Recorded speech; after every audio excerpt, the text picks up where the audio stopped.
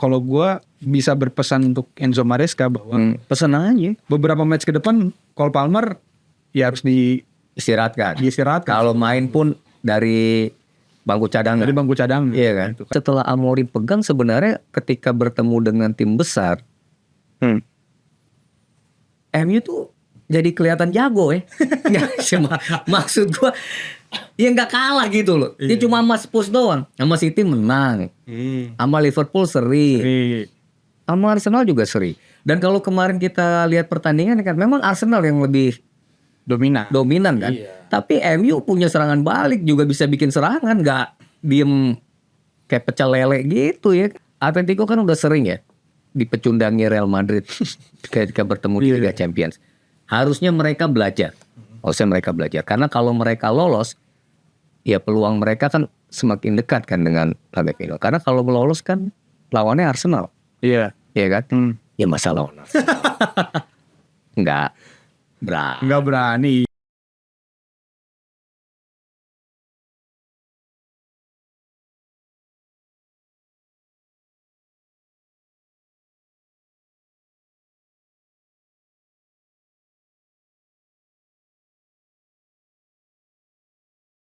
Selamat ulang tahun bagi klub kesayangan saya yaitu Chelsea FC yang ke-120. Inter Milan 117 tahun, 9 Maret menang 3-2. Yep. Dan itu dibungkus oleh pertandingan yang dimenangkan oleh Chelsea dan dimenangkan Inter Milan. Sip. Di laga akhir pekan kemarin. Yoi, comeback comeback dan penalti enggak gol. Iya. Cole Palmer. Kita bahas ya. Kita bahas di halftime break. Di halftime break bersama gue Devre dan kembali bersama Bang DJ. Emang Chelsea ulang tahunnya kapan? Hari ini pisan 10 Maret. Oh, duluan Inter Milan. Duluan Inter ya. 9 Maret. 120 tahun. 120. Gila. Iya. Tua ya. Tua. Itu kalau di kehidupan nyata mungkin udah reinkarnasi. Iya benar. 1 abad lebih. Iya. Chelsea menang ya? Chelsea menang. Sekarang nomor 4 ya? Sekarang nomor 4. Manchester City nggak berhasil menang di City Ground. Jadi turun ke mana? Peringkat 5. Tapi Nottingham Forest makin dekat untuk mengejar Arsenal yang kemarin hanya bisa seri di Old Trafford lawan Manchester United. Fans Liverpool tuh tadi pagi bangun ya, ngintip hasil seri 2 tim gitu tuh fans Liverpool hari ini tuh. Lupa kalau masih puasa ya kan? Iya. Highlightnya gimana Bang DJ di Premier League? Yang jelas kan laga pembukanya kan Nottingham Forest sama Manchester City. Iya kan?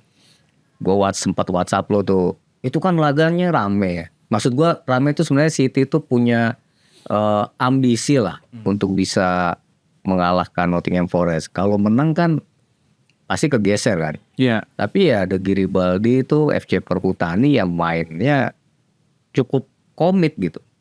Mereka tidak panik, tidak terlalu merasa terintimidasi. Dan tetap berusaha untuk keluar dari serangan-serangan atau tekanan-tekanan yang dilakukan oleh Manchester City. Bahkan memang sejak menit pertama Manchester City udah membuka peluang beberapa kali. Lalu Haaland juga hampir lah menambah jumlah golnya kayak gitu.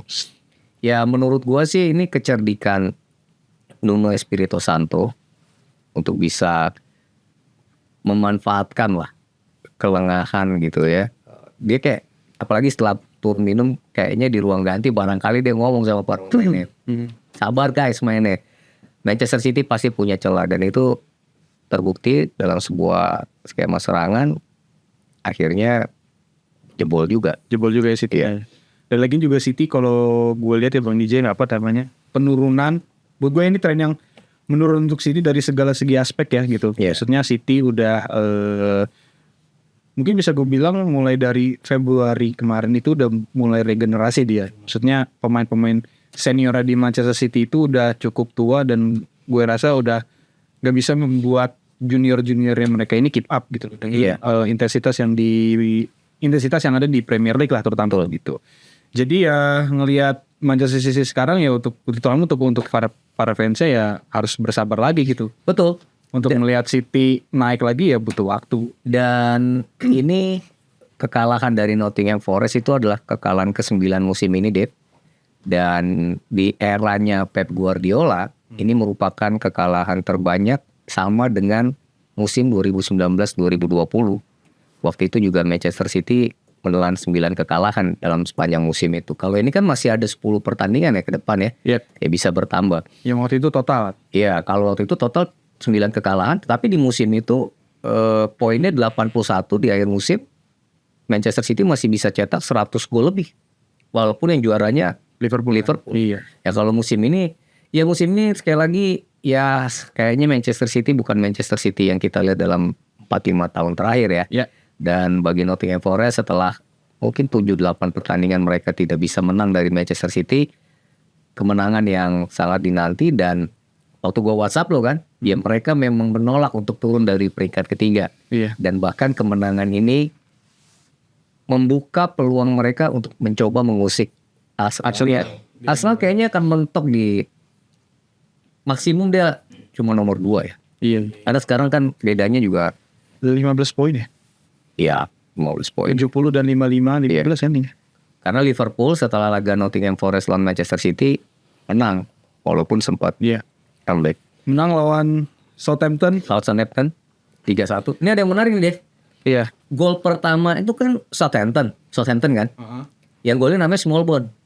Iya. Nah, dibalas sama Liverpool, Nunes. Darwin Nunes. Kemudian gol ketiga di pertandingan itu yang merupakan gol kedua Liverpool. Ini dua orang ini kolaborasi nih, tanda kutip.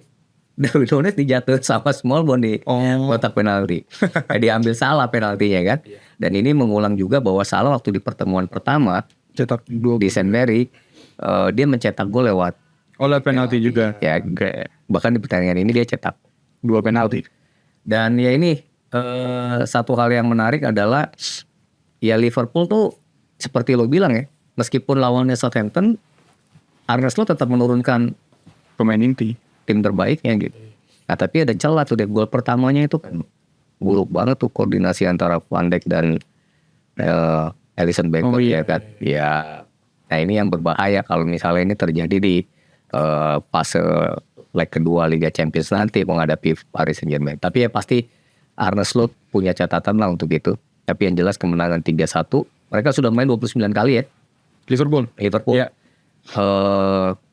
Sempat berjarak 16 poin.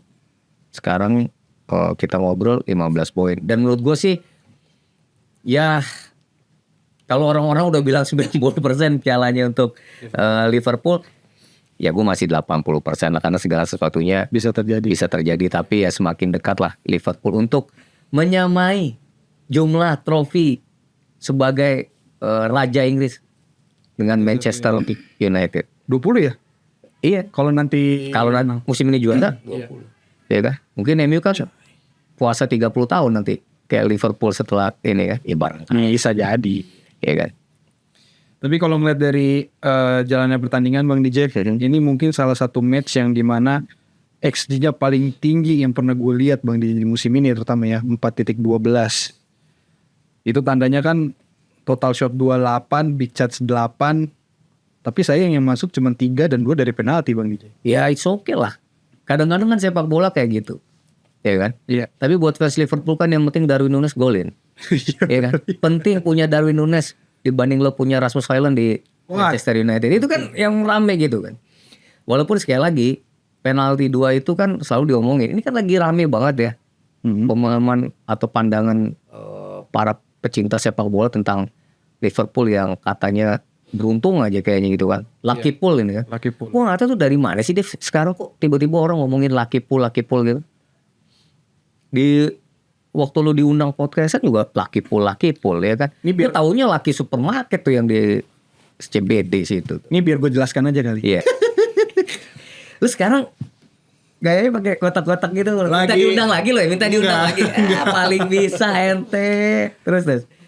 Gini, Liverpool itu kenapa bisa ada di titik yang sekarang itu bukan sebuah kebetulan satu. Ya iya gue percaya. Arne Slot sering kok bilang di press conference-nya bahwa kita ini cara bermain kita itu adalah adaptif terhadap lawan yang kita akan hadapi. Betul. Dan gue menonton salah satu pundit ya di Indonesia, dia menilai bahwa Liverpool itu memiliki daya jelajah paling sedikit di antara tim di Premier League lainnya gitu. Makanya kenapa pemain Liverpool dari awal musim sampai sekarang itu yang cedera hanya sedikit gitu. Karena daya jelajahnya sedikit gitu. Dan Artinya kemungkinan untuk terkena cedera tuh minim. Ya. Dan juga Liverpool ini hanya mengandalkan transisi serangan balik untuk bisa menciptakan atau untuk mengembalikan keunggulan. Jadi gue pun nggak ngelihat pernah nggak lo lihat Liverpool pesta gol sama musim ini? Paling banyak nyetak 4 gol. Dia nggak 4 pernah lebih dari itu. Paling banyak seingat gue lawan Spurs 6-3. Oh ya 6-6-3 ya. 6-3. Iya. Hanya itu gitu. Maksudnya jadi Itu karena Spursnya juga yang pertahanannya terlalu tinggi. iya kan, yang gampang di-crack juga kan. Iya. Itu yang membuat gue menyimpulkan bahwa Liverpool ini dia hanya bertujuan untuk mempertahankan keunggulan mereka di setiap pertandingannya dan mereka punya kualitas itu dan bisa melakukan itu. Iya. Jadi Orang kenapa sentimen sih laki-laki pool ya kan? Ya semua kan taktik, strategi, ada kalkulasi. iya betul. Lu nggak perlu banyak yang lu bilang apa tadi daya jelajah, Iya. tapi efektif, ya kan? Tujuannya kan bolanya gol ke tengah, lu mau ke kiri ke kanan terserah. Ada kadang-kadang muter balik lagi ke belakang. Itulah makanya kita hadir di sini Bang DJ untuk mengingatkan para fans Liverpool yang berpikir kalau Liverpool atau fans di luar Liverpool yang beranggapan bahwa Liverpool ini adalah Liverpool Ya, gitu. tapi tetap memang yang namanya sepak bola gue percaya ya, Iya. kemampuan, kesempatan itu akan terbungkus sempurna ya dengan keberuntungan. Oh iya. Iya kan? Ya kalau lu udah mampu ada kesempatan, tapi lawan lu nyetak gol lebih banyak juga ya kalah juga gitu. Tapi yang jelas Liverpool ya sekali lagi Dev, kemenangan atas Southampton ini ya mengantarkan mereka lebih dekat deh. Dan gue gak ngebayangin sih kalau mereka, bukan gak ngebayangin ya, ini musim yang akan luar biasa banget buat seorang Arne Slot ya. Musim pertama lu bilang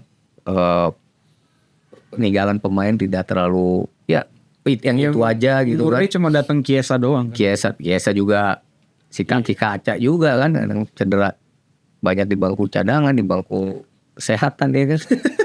Di UKS terus. Iya kan, tapi ya sudah lah. Iya. Liverpool emang luar biasa musim ini. Selain ya itu klub-klub lain juga, kayak kanan Garut ya kan. Iya betul. Terakhir gue baca di komen Bang DJ.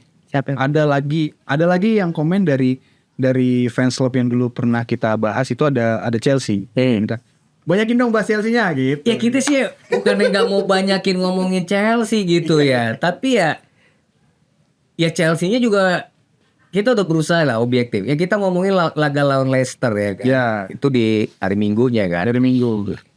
Sekali lagi yang gue tanya, ada apa sih sama si CP Cole Palmer? Ya. Penalti nggak gol. Ya. Itu kalau di FPL di Fantasy Premier League itu udah nilainya tuh turun banget. Turun banget. Iya kan? Nyesek deh. Satu paling. Iya, mending lo pasang Bruno Fernandes yang lagi bikin gol mulu. Iya kan? Iya. Ya sekarang lu coba, lu pede Chelsea menang. Ya memang menang akhirnya. Tapi ya masa lo gitu menangnya? Kalau gue bilang ya di sini terutama match melawan Leicester ya gitu. Kenapa masih optimis ya karena secara tren lah Bang DJ, maksudnya Leicester kan belakangan ya ini bukan tim yang hebat musim ini, orang dia masih berkubang di zona degradasi Leicester. iya, cuman maksudnya ketika menghadapi terutama di Chelsea ketika menghadapi tim-tim degradasi memang nggak mudah ya, terbukti waktu itu lawan Ipswich juga kalah. Cuman poin yang mau gue sampaikan di sini adalah terutama di Cole Palmer sendiri, kalau gue bisa berpesan untuk Enzo Maresca bahwa Pesan aja beberapa match ke depan Cole Palmer ya harus istirahatkan. diistirahatkan Kalau main pun dari bangku cadangan. dari bangku cadang. Iya kan? Gitu. Karena kalau gue melihat di beberapa match terakhir juga serangan Chelsea itu kalau bola udah sampai di Cole Palmer atau sampai di Pedro Neto, momentum tuh hilang. Karena biasanya yang kita tahu kan Cole Palmer selalu ada sedikit gerakan, habis itu shooting dan biasanya gol kan. Nah itu udah lama banget. Udah lama banget kan kalau kita ngomong itu kan. Iya tuh. Makanya harusnya Cole Palmer sih dicadangin dulu, walaupun 2 match ke depan nih lawannya lumayan sulit juga ya. Lawan Arsenal kan? Iya. Ya nggak sulit-sulit juga sih. Iya kan? Nggak sulit-sulit juga. Tapi ya lu pasti sebagai fans Chelsea juga deg-degan baru nyetak 1 gol kemarin belum dapat gol kedua kan memungkinkan ada gol-gol di menit terakhir itu. Itu kan yang membuat Chelsea gagal menang di match-match sebelumnya kan. Hal-hal kayak gitu. Yes. Jarang bikin peluang juga gitu. Shot on target sih di sini ada 7 ya. Cuman big chance yang didapat cuma 1 dan mungkin itu satu-satunya gol yang dari Kukurea yang di shooting terus Bagus ya. Iya. Kukurea. Gitu. Jadi produktivitas Chelsea lagi sangat-sangat menurun dari segi create chances dan juga cetak gol. Betul. Tapi dari segi pertahanan baliknya Wesley Fofana menambah apa namanya? Kemarin ada WhatsApp gua tuh Wesley Fofana balik nih Bang DJ. OTW ranking 2. Iya. Elah. Itu kan story gua. Iya, story lo ya. Story Ya, tapi gua. lo tag gue. Iya. Ngapain taktik Iwan Silva. Paling bisa emang. Kasih tahu lu aja gitu maksudnya. Ya tapi ya bersyukurlah Chelsea bisa meraih kemenangan kan. Artinya Nabung poin dulu lah sebelum poin karena paling enggak ya terplesetnya Manchester City di City Girl kan membuat mereka sekarang nomor 4. Ya. Kita ngomong ini kan Newcastle belum main Dave. Ya betul. Lawan West Ham ya. West Ham. Dan menarik hari Minggu tuh Laga ini Bang DJ. Laga agung di hari tersebut. Ada Manchester United versus Arsenal. Gila. Itu kemana ya? Setelah bisa bikin 7 gol kayak ribet banget mau ngelawan tim yang sekelas MU aja. Ya, gue bilang bener kan di preview kemarin kan gitu. Maksudnya ya inilah tidak tertebaknya MU gitu loh. Iya. Gue renung-renungin tuh omongan lo. Iya, setelah Amorim pegang sebenarnya ketika bertemu dengan tim besar, MU tuh jadi kelihatan jago ya. Maksud gue, ya nggak kalah gitu loh. Dia cuma sama Spurs doang. Sama City menang, sama Liverpool seri, sama Arsenal juga seri. Dan kalau kemarin kita lihat pertandingan kan, memang Arsenal yang lebih dominan kan. Tapi MU punya serangan balik juga bisa bikin serangan, nggak diem kayak pecel lele gitu ya. Iya. Ini kalau dari statistik yang gue lihat juga Bang DJ secara expected goals-nya nggak beda sih. Jarang lo ngomonginnya pakai statistik mulu. Harus Bang DJ. Iya lah. Biar dipuji lagi gue kayak video. Gak usah diet dengerin itu sih. Ya kan kita omong-omong semua juga kita ngobrol-ngobrolin bola ya kan. Ya tapi gimana? Statistiknya apa yang lo bawa? Tadi kan lu bilang apa namanya kalau Arsenal mendominasi permainan. Betul. Gue setuju gitu maksudnya dari ya sekilas lah kita kalau ngelihat match kemarin MU melawan Arsenal udah pastilah Arsenal yang pegang bola gitu. Karena Arsenal juga ya itu tadi dia datang dengan punya kepentingan mesti menang. Mesti menang dan harus ngejar Liverpool kan. Iya. Tapi pada nyatanya peluang-peluang yang dibikin itu lebih kalau gue bilang ya ini buat gue Bang DJ itu lebih klinikal yang diciptakan oleh MU justru. Betul. Wah gila Lebih itu kalau lebih ngeri ya. Lebih ngeri. Iya kan? Iya. Dan hasilnya begitu nggak gol yang ngeri juga pasti. Sayangnya David Raya lagi on fire banget kemarin, Bang Iya. DJ. Jelang hari raya ya kan? Ya ada David Raya. Iya lo kacau. Ya tapi golnya Bruno Fernandes keren ya. Ya lagi-lagi dari Kita ngomong sebelum pertandingan Bruno Fernandes mungkin jadi sosok yang paling penting untuk meningkatkan motivasi Iya. timnya ya kan.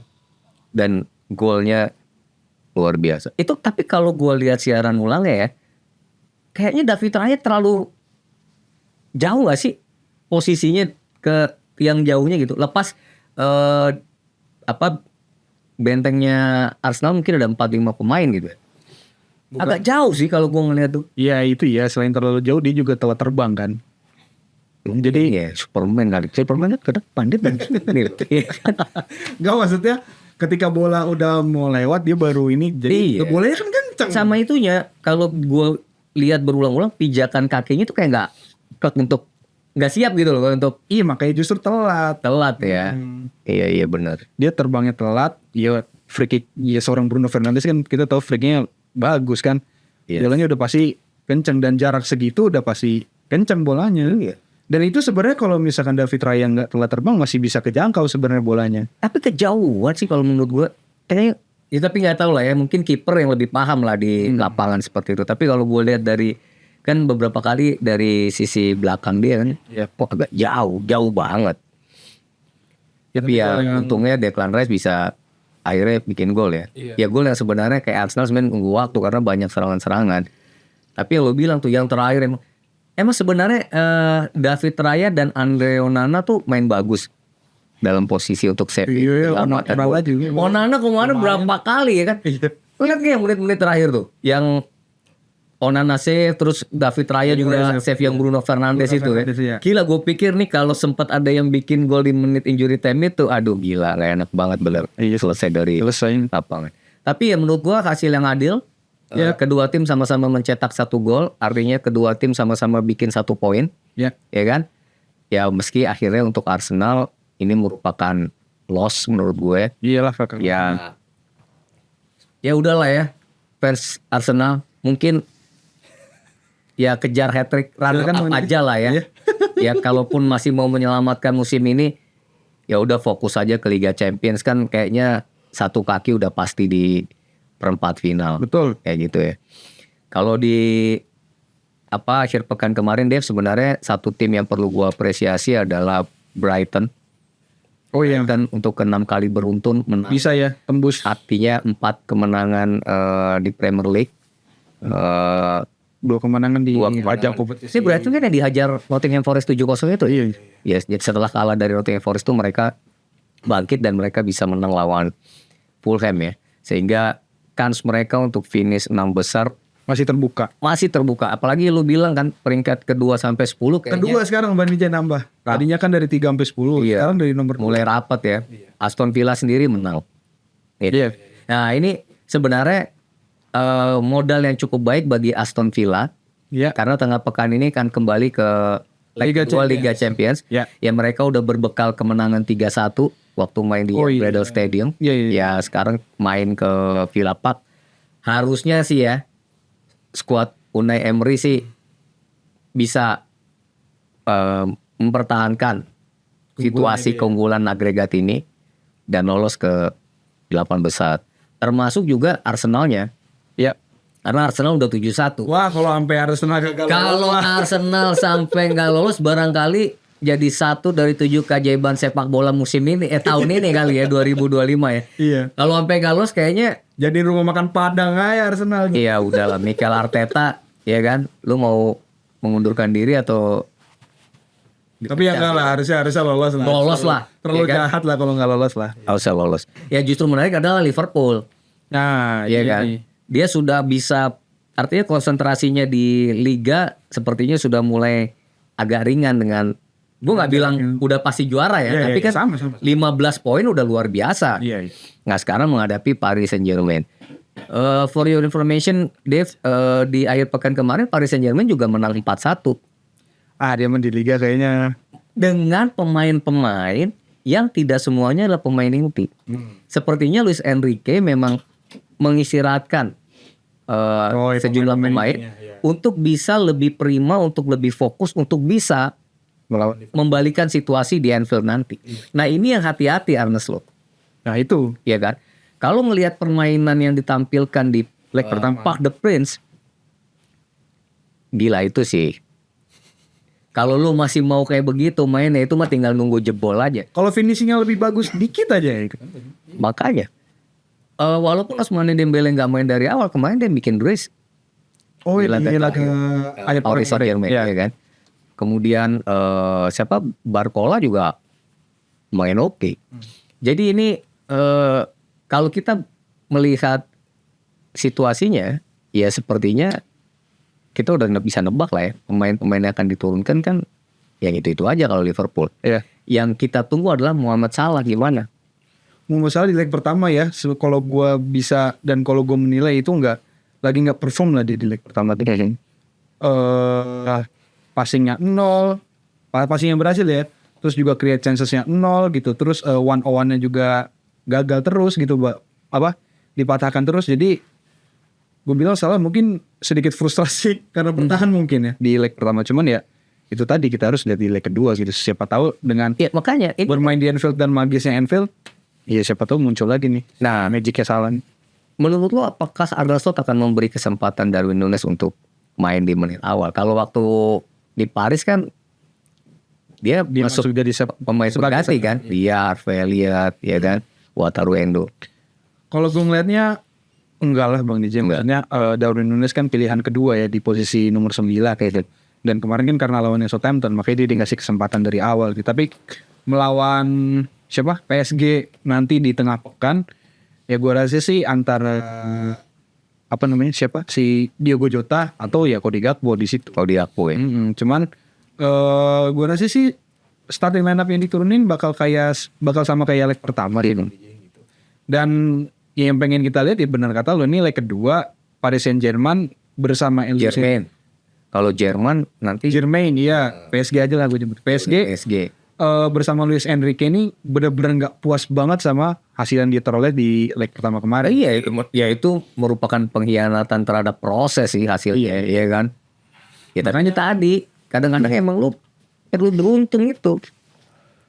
Ya kalau gue rasa sih PSG harus meningkatkan Ini kualitas. gue yakin finishing ya. sejak sepak bola nanti di Anfield dimulai gitu ya, PSG akan berusaha untuk mengambil Inisiatif untuk menyerang. mengkontrol. Kalau mereka bisa sempat bikin 1 gol pembuka, itu laga akan sangat-sangat ramai dan gue nggak tahu apakah jadi lebih terbuka atau enggak. Masalah finishing sih Bang DJ. Kalau misalnya menghadapi Liverpool nanti PSG tidak bebenah dalam segi finishing, mungkin kita di Ligue 1 itu sudah nggak usah dipertanyakan lagi lah finishing yang diciptakan oleh PSG. Tapi ini kan yang dihadapi Liverpool gitu. Melewati lini tengahnya dulu. Kalau lu udah lewat lini tengah, lu harus lewati lini belakang yang ada Van Dijk dan juga kawan-kawan. Ya tapi kan kayak kemarin dia kebobolan sama Southampton juga, artinya terkadang Ya, apes itu terjadi kalau komunikasi lu nggak baik, ya kan? Alisson Becker main luar biasa loh di Paris. Ya moga-moga di Anfield main oke. Kalau mainnya tiba-tiba, kan kadang-kadang ada off day loh.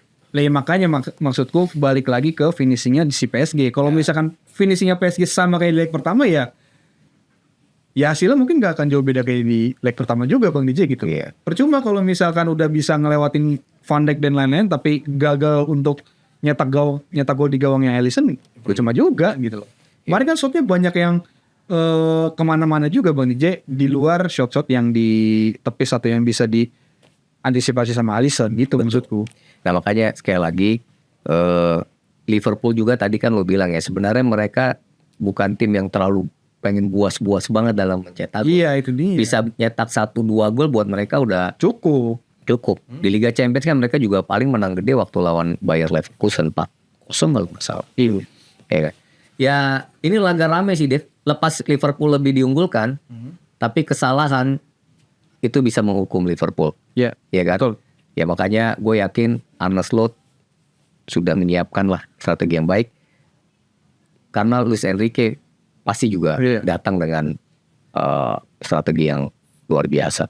Ini laga rame. Sama ramenya kalau menurut gue Real Madrid dengan Atletico Madrid. Oh di leg kedua, oh iya benar. Di leg kedua. Cuma salahnya Atletico kemarin kalah di Liga. Kalau Di La Liga kalah dari Getafe 1-2. Dan gak beruntungnya Madrid menang. beberapa pemain cedera juga dari Atletico. Justru itu. Ini kan nggak ada cerita. Kan kalau nggak salah gol tandang nggak dihitung ya kalau Nggak dihitung, nggak iya kan? Artinya mereka bisa 90 menit menang 1-0 aja itu laga panjang. Betul. Iya kan? Iya. Nah sekarang bagaimana Julian Alvarez yang sekarang lagi sebenarnya kan lagi produktifnya ya. Iya. Bisa terus menjawab kepercayaan di Giuseppe Simeone. Selain Antoine Griezmann yang kayaknya juga akan bisa menjadi pembeda untuk laga nanti. Dan kalau gue ngeliat dari komposisi Real Madrid juga Bang DJ, kemarin kebetulan nonton Rayo Vallecano juga. 1-0 ya? 2-1. Oh 2-1. Dua gol pertama yang diciptain di menit 30 dan di menit 34 oleh Mbappe dan Vinicius itu memang gol yang luar biasa skill individu mereka. Tapi setelah itu somehow Real Madrid tidak bisa mempertahankan ini ya Bang DJ kekuatan mereka dalam ya emang dia bukan tim yang bisa mengontrol pertandingan. Tapi setelah itu gue nggak ngelihat ada keinginan dari Madrid untuk menambah keunggulan gitu loh Bang DJ. Atau emang mentok? Bisa gue bilang mentok karena Rayo Vallecano ini juga lumayan nekan tuh di situ. Okay. Dan kebobolan 1 gol juga kan sebelum babak pertama selesai. Dan gue khawatir tren ini kejadian nanti ketika ngelawan Atletico. Tapi gue sih percaya ya DNA Eropanya Madrid. Oh iya. Meskipun dengan pemain yang udah berganti-ganti, ini akan bisa membuat mereka punya kepercayaan diri. Mbappe, Vinicius Junior yang waktu di leg pertama terisolir, pasti akan berusaha keluar dari situasi tersebut Ya. dan melampiaskannya, tak peduli mainnya di Wanda Metropolitano. Betul. Iya. Ini yang harus sangat-sangat diperhatikan oleh lini pertahanannya Atletico Madrid. Nah, gue cuma pengen Atletico Madrid juga kembali ke permainan mereka yang keras, yang bertarung gitu ya. Sehingga laga juga akan menjadi tensinya tuh tinggi gitu. Pokoknya sekali lagi Atletico kan udah sering ya dipecundangi Real Madrid ketika bertemu di Liga Champions. Harusnya mereka belajar.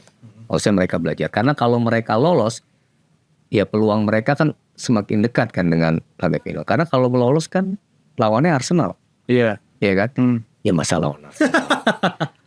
Enggak berani. Nggak berani. Iya kan? Ini juga masalah berani gak berani, emang udah ketemu di situ kan. Iya. Ini yang seru yang di Rabu dini hari Bang DJ. Yes. Kan yang kemarin Kamis dini hari main di Rabu dini hari. Ada klub NT juga nih. Inter sama Feyenoord. Iya. Ya, buat Interistik, kita baru saja merayakan ulang tahun yang ke-117. Ya. Kadonya diberi kemenangan 3-2 atas Monza, walaupun deg-degan ya. Deg-degan. Baru kali ini Dev, dalam sejarah panjang duo kota Milan, kedua tim sama-sama menang dengan cara yang kurang lebih mirip. Sama-sama menang comeback kemarin. Dan skornya juga identik ya. Ketinggalannya 0-2, berbalik Balikin ya? 3-2, Wah, iya kan? Tapi Inter nggak ada gol penaltinya sih, iya kan? Di situ aja bedanya. Kalau rival sekota kan ada gol penalti, ya kan? Ya, tapi artinya ini kemenangan yang membuat pasukan Simone Inzaghi harusnya bisa lebih percaya diri. Dalam konferensi pers gue lupa sebelum atau sesudah pertandingan, Simone Inzaghi ditanyakan bagaimana target dia musim ini bersama Inter. Yes. Apakah 2 gelar gitu kan? Dia menyitkan jari. Oh gitu. Karena memang hasil treble. Tapi dalam konferensi pers berikutnya atau dalam wawancara di lain tempat, dia baru ingat, oh kita bisa 4. Karena? Kalau FIFA Club World Cup. Iya. Tapi gini ya, Simone Inzaghi satu-satu lah, ya kan?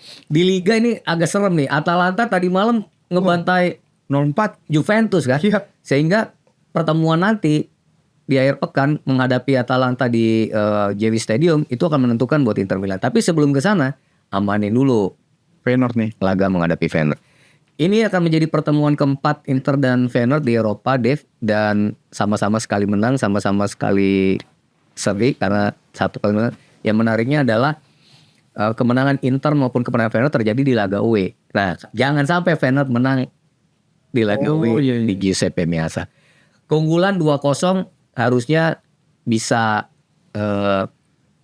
dipertahankan, bahkan bisa lebih, karena Feyenoord pasti akan memilih bermain untuk menekan. Dan ini bisa menjadi celah di lini belakang Feyenoord yang bisa dioptimalisasi atau dimaksimalkan oleh Nicola Barella dengan umpan-umpannya kepada Marcus Thuram atau Lautaro Martinez. Harusnya sih Inter sebagai satu-satunya tim Serie A yang tersisa musim ini di Liga Champions masih bisa lanjut ke perempat final. Dan di luar itu juga kan beberapa pemain di Feyenoord juga kan lagi cedera juga Bang Nijay. Jadi Itu ya. jadi harusnya harusnya bisa dimanfaatkan dengan baik lah. Yang pasti jangan ada sikap atau perilaku meremehkan. Ya itu pasti lah. Pastilah Bina Mata akan bisa mengunci tiket ke perempat final. Insya Allah, amin. Allah, ya kan. Nah kalau menang lolos lawannya Bayern Munchen ya, kayaknya Bayern Munchen berat untuk Leverkusen ya. Kecuali nggak tahu kalau setengah babak bisa 3 sama agregat. Apalagi kemarin Leverkusen baru kalah juga dari Werder Bremen main di kandang. Meski Munchen juga kalah. Oh iya. Lawan Bochum. Ya kemarin di Jerman tuh ada agak aneh. Sejumlah klub besar tuh kalah pekan kemarin nih. Bayer Leverkusen, Bayern Munich, Dortmund itu tumbang jauh sama. Ya paling kalau Barcelona sekali lagi ya dengan kemarin kan nambah 10 pemain. Ya cuma ini ada suasana duka. Oh iya. Karena dokter klubnya berpulang ke rahmatullah ya kan. Sehingga laga kemarin juga lawan Osasuna di postpone. Ya tapi kalau laga ini menghadapi Benfica moga-moga bisa memberikan kemenangan sebagai bentuk kecintaan Penghormatan. hormat pada dokter Klopp. Ya, gua rasa sih kalau ngelihat leg kedua yang paling patut ditunggu adalah Liverpool, Paris Saint-Germain, dan Real Madrid, Atletico. Sekali lagi untuk edisi kali ini, Dev, kalau Liverpool udah amankan posisi mereka di Liga Inggris, tengah pekan ini mereka harus amankan tiket untuk selangkah lebih dekat ke Allianz Arena untuk final Liga Champions. Gitu ya. Lu gak perlu bahas MU kan yang di Europa League kan? Enggak lah, Iya kan? masih jauh. Chelsea juga enggak. Enggak, sama Sociedad lolos gak kira-kira MU nih? Lolos ya harusnya. Hah? Lolos harusnya justru. Karena kan nanti mainnya di Old Trafford. Masalahnya yang kalau ke babak berikut itu terjaring. Kalau dia lolos berarti nggak. Lu Kasihan MU ya. Kayak tidak kemana-mana. Iya moga-moga deh. Iya. Gue masih berharap sedikit meskipun ya. Iya. MU bisa main di Liga Champions musim depan. Iya. Caranya gimana? Ya juara di Europa League. betul. Bisa dong. Ya nggak Kaliwan? Ya bisa dong. Siapa tahu. Segala sesuatu kan bisa terjadi. Ya. Iya kan? Ya walaupun gue gak ngerti deh caranya gimana. Oke. Ini kemarin ada ini Bang Jess sedikit aja nih karena udah Tadi lo mau tutup sekarang lo sedikit. Chelsea. enggak. Oh Garuda Calling. Garuda Calling. Garuda Calling. Ada komentar gak lu terkait pemain-pemain yang sudah dipanggil? Ya. Dikit aja nanti kita bahasnya nanti. Mayoritas kan dari 27 pemain yang sementara ya kan kalau 3 orang kan karena nunggu proses naturalisasi selesai kan. Tapi kalau dari 27 nama yang sudah di-spill oleh ketua umum PSSI kemarin ya. Iya.